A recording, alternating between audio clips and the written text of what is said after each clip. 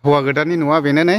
बिल्डिंसो आरो ना न'आ दायो आंजों लोगोसे दङ नै जिथुनाखि जानो गोनां हिन्जाव गोदान आरो नै बेनो जोंना बाजै गोदाना दा बेखौ लांसिगोन आरो जोङो ओमफ्राय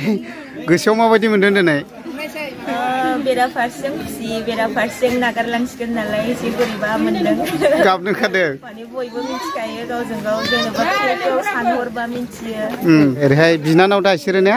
सानैबो बिनानाव ओमफ्राय नैबे फंबाय ने औ असे गोजा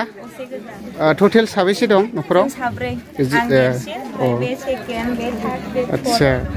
हेल' लोगोफोर बरायबाय बयखौबो दिनै दंफैयो आङो चिरां जिल्ला बाथाबारि बिसिडिसिनि सिङाव थानाय लावख्रिगुरि गामियाव दा बेयाव मानो दंफैयो होनना बुङोब्ला जोंनि सारजनिनि हिन्जाव लांफैदों दा आं नोंथांमोननो भिडिअनि गेजेरजोंहाय एसे एक्सप्ल'र खालामना देखायनो सानदों दिनै ओरैबायदि इन्टारेस्टिं जाखागोन भिडिअखौ जोबजासे नायलां अब्ला नोंथांमोनाबो एसेब्लाबो माने इन्टारेस्टिंखौ मोनलांफाखागोन आरो स' लोगोफोर भिडिअखौ नायलांनो हागोन दा फाइनालि सफैबाय जोङो मेन लकेसनावहाय गारिफ्रा लाइनाव थाफैजोब्बाय नै गंसेया सिगां लांबाय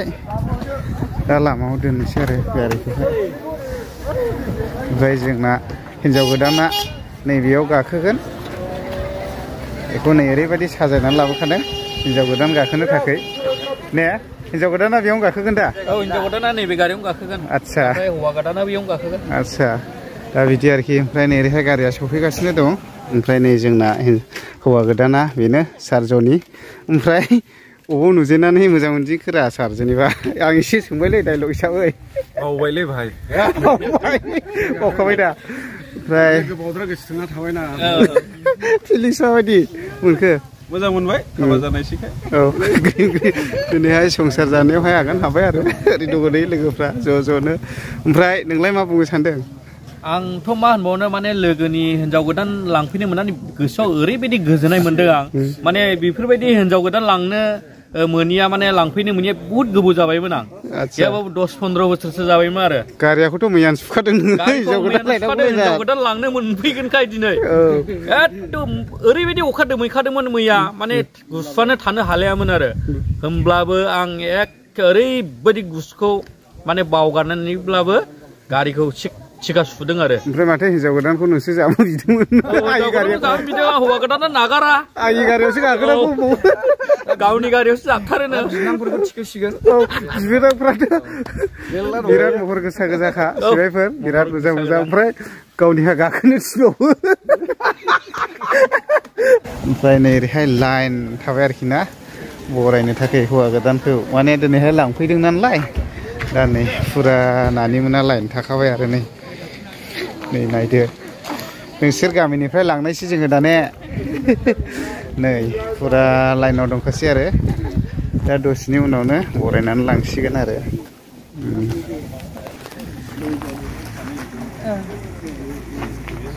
हिन्जाव गोदाननि बिनानाव निस असे नैबे नानि मोना हिन्जाव गोदाननि बिनानाव असे जाहैदों नै बिदि आरो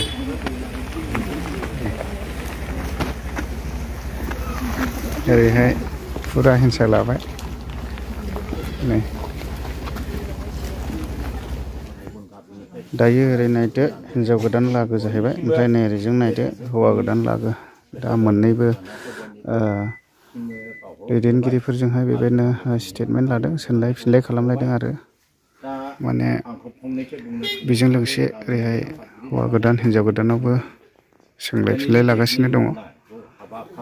नायदो जोंनि आदा प्रबिननि फिसाजो सेथि गिबि फिसाजोखौ दिनै जोङो रायज्लायनायनि गेजेरजों जिखुनु गासैबो हाबाफारिखौ रायज्लायनायनि गेजेरजों जाफुंहोनानै दिनै जोबनायनि लामा आरो मावफुंनांगौनि हाबाफ्रा जिबायदि बुंनांगौमोन बेफोर गासैबो जाजोब्बाय न'खरनिफ्राय जिखिनि बुंनांगौ बाथ्राफोर बेखौ खुनु अबजेक्सन होआजासे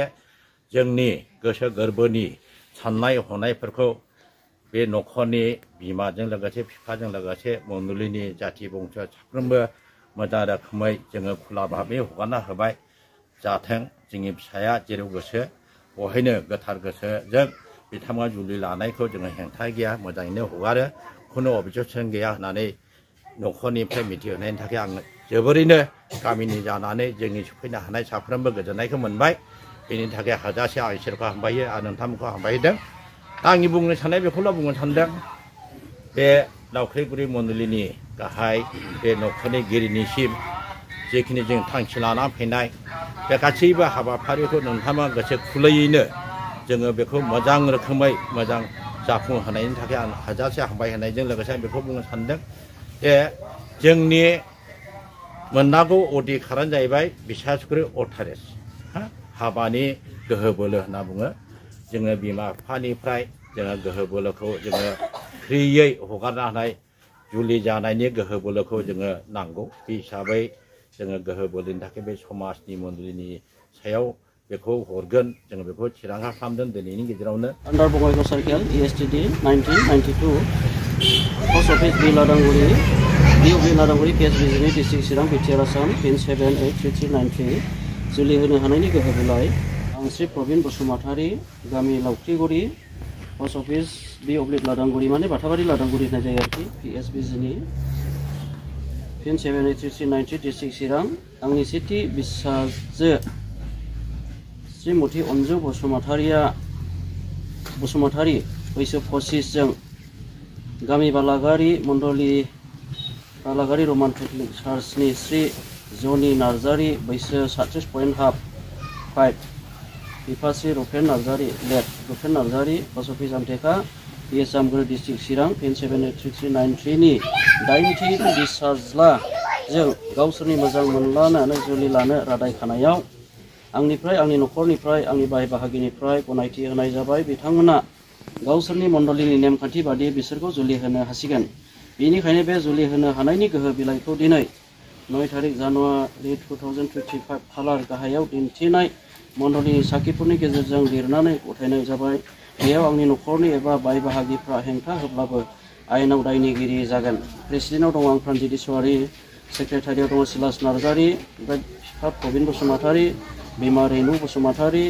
ओमफ्राय साखि सानै होबाय प्रनिराज नार्जारी फालक साखारिया बसुमतारी एडभाइजार दा जोंनि दायो अथ्रेसखौ गथायबाय नै हिनजाव गोदाननि बिफाया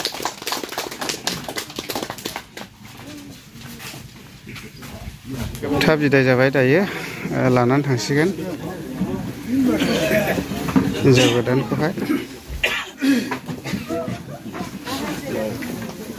बिमा बिफानि न'खरनिफ्राय दिनै जोबथा बिदाय जाबाय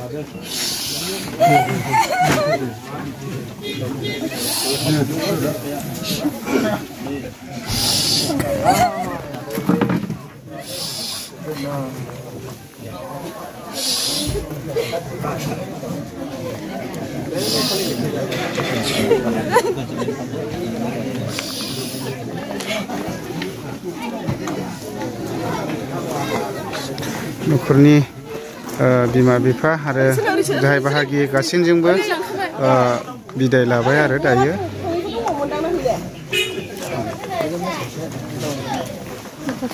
दायो फाइनालि हौवा गोदाननि न' मोनफैबाय गारिफोरखौहाय बेवहाय लाइनाव दोनबाय आरो दायो हौवा गोदाननि न'आव थांसिगोन नै बेयो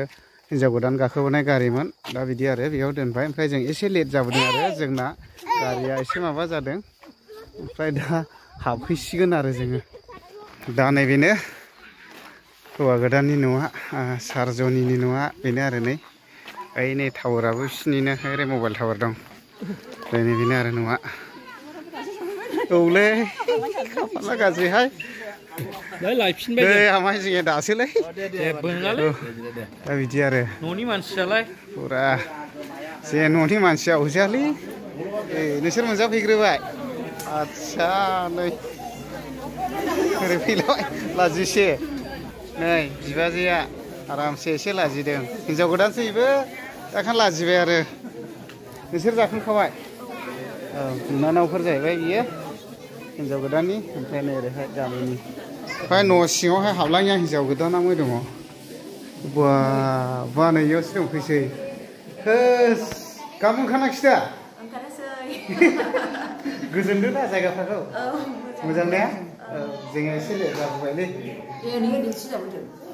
इ गारि गंसेजोंमोन ना गारियानो एसे थाव ब्रास जादों माबाया साफारिया ओमफ्राय दा नै बाजैया सौफैबाय आरो दा बेयावनिनो न'नि बिगोमा जासिगोन बेबो न'आव बारा दा गोसोखांथ'सै दे मालाबा मालाबाल' आलासि जायो दे माने हिन्जावनि फिसाफ्राथ' इन्जुरनि हा जाहैबाय ने दा बिदिनो आरोखि औ दा लोगोफोर हौवा गोदाननि न'आ बेनो नै बिल्डिंसो आरोना न'आ ओमफ्राय एसे हिन्जाव गोदाननि लोगोफोरनावहाय सोंनि आं माबायदि मोनफैदों जोंनि ओरै जायगाफोरखौहाय दा गोबाङानो जागासिनो दं नै जायफ्रा लेट सफैदों बिसोरो जाबाय आरो नै हिन्जाव गोदान लोगोफ्रा दोनबोदोंमोन नालाय दा बिसोर जाबाय आरो ओंखाम दा जायफ्रा जाखांबाय ओरैहाय स्राय जिरायनानै दंसै आरो नै जायगाफ्रा माबायदि मोनफैखो मोजां दा हिन्जाव गोदान लोगोफोर जाहैबाय दा बिसोरो जाखांनानै जिरायनानै थाबाय आरो ओमफ्राय नै ओरैहाय आंनि बियानै जाहैबाय बेफोरो गासैबो माबायदि जायगाफ्रालाय मोजां मोनफैदों नोंलाय माबायदि मोनफैदों दा हिन्जाव गोदान लोगो गोजा आरो बिसोरो गासैबो जाखांजोब्बाय जानायफ्रा माबायदि जाखो दे हिन्जाव गोदाननि बिनानाव ओरैनो जायगाया माबायदि नंगौमैनाया मोजां दा गोजोन फैदों दे दे दे बेरायबाय थाफैदो दायो जिथुनाखि जायफोर हिन्जाव गोदानखौ दोनबोदोंमोन हौवा गोदाननि न'आवहाय ओमफ्राय दा थांफिनसिगोन ओमफ्राय नै जोंना बाजै गोदाना ओरै थाबाय आदा ओमफ्राय नै हिन्जाव गोदान लोगोफोरमोन बिसोरो दोनफैदोंमोन आरो दा थांफिनसिगोन आरो दा बिदि आरोखि ओरैहाय दंफैयोमोन नै आदैमोन हिन्जाव गोदाननि बिफा आं जेबो सोंलायबाय थाला दा बिदि आरो नै बिसोर थांफिनसिगोन आरो दा जोबथा बिदाय जाबाय दा बिसोरो गावबा गाव न'आव थांफिनसिगोन आरो ओरै थाबाय नै बिदि आरो बिसोरो माने हिन्जाव गोदानखौ दोनबोदोंमोन दा बेबायदि लाल साहा लाबोनो थिननाया बुंदो लाल साहा लांखाय खालि साहा दा बेबायदि आरो